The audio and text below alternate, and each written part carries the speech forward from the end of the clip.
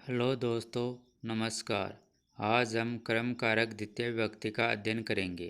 कर्ता क्रियया यम सर्वाधिकम इच्छति तस्य कर्म संज्ञा भवति।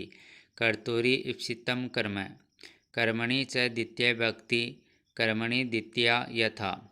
कर्ता क्रिया के द्वारा जिसको सबसे अधिक चाहता है उसकी कर्म संज्ञा होती है तथा क्रम में द्वितीय विभक्ति आती है। जैसे राम ग्रामम गस्ति, राम गांव में जाता है। राम जाने की क्रिया के द्वारा सर्वाधिक गांव को चाहता है, इसलिए गांव में द्वितीय विभक्ति प्रयुक्त हुई है। बालका वेदम पठन्ति, बालक वेद पढ़ते हैं। बालक पढ़ने की क्रिया के माध्यम से सर्वाधिक वेद को चाहते हैं, इसलिए वेद में द्वितीय विभक्ति प्रयुक्त हुई है। वयम नाटकम दृश्यामः, हम नाटक देखते हैं। हम देखने की क्रिया के माध्यम से सर्वाधिक नाटक को चाहते हैं, इसलिए नाटक में द्वितीय विभक्ति प्रयुक्त हुई है। साधु तपस्याम अकरोत्, साधु तपस्या करता है।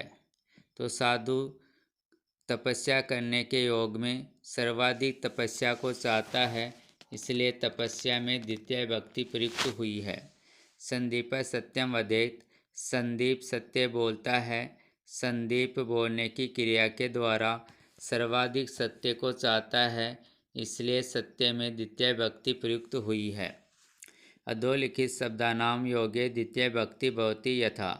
निम्नलिखित शब्दों के योग में द्वितीय विभक्ति होती है। जैसे अभितः उभयतः दोनों ओर, परितः सर्वतः चारों ओर, समया निकषा समीप या पास, अंतरेण विना बिना, अंतरा बीच में, दिक् धिक्कार, हा हाय, प्रति की ओर। राजमार्गम अभितः वृक्षा सन्ति, राजमार्ग के दोनों ओर वृक्ष है। अभितः के योग में राजमार्ग में द्वितीय विभक्ति प्रयुक्त हुई है। ग्रामम प्रीतः क्षेत्राणि सन्ति, गांव के चारों ओर खेत है। प्रीतः के योग में ग्रामम में द्वितीय विभक्ति प्रयुक्त हुई है। विद्यालयम निकषा देवालय अस्ति, विद्यालय के पास देवालय है। निकषा के योग में विद्यालय में द्वितीय विभक्ति प्रयुक्त हुई है। प्रदीप पुस्तकम विना पढ़ति, प्रदीप पुस्तक के बिना पढ़ता है। वीणा के योग में पुस्तक में द्वितीय विभक्ति प्रयुक्त हुई है। रामम श्यामम च अंतरा देवदत्त अस्ति, राम और श्याम के बीच में देवदत्त है। अंतरा के योग में रामम श्यामम में द्वितीय विभक्ति प्रयुक्त हुई है। दुष्टम दिक्, दुष्ट को धिक्कार है। दिक् के योग में दुष्ट में द्वितीय विभक्ति हुई है। दुर्जनम हा, दुर्जन को हार, हा के योग में दुर्जन में द्वितीय विभक्ति प्रयुक्त हुई है। छात्रा विद्यालय प्रति गच्छन्ति, छात्र विद्यालय की ओर जाते हैं। प्रति के योग में विद्यालय में द्वितीय विभक्ति प्रयुक्त हुई है।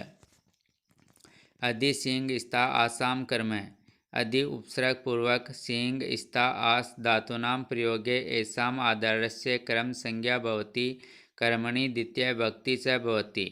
अधि उपसर्ग पूर्वक सिंह स्था आस धातुओं के योग में इनके आधार की कर्म संज्ञा होती है तथा क्रम में द्वितीय विभक्ति प्रयुक्त होती है।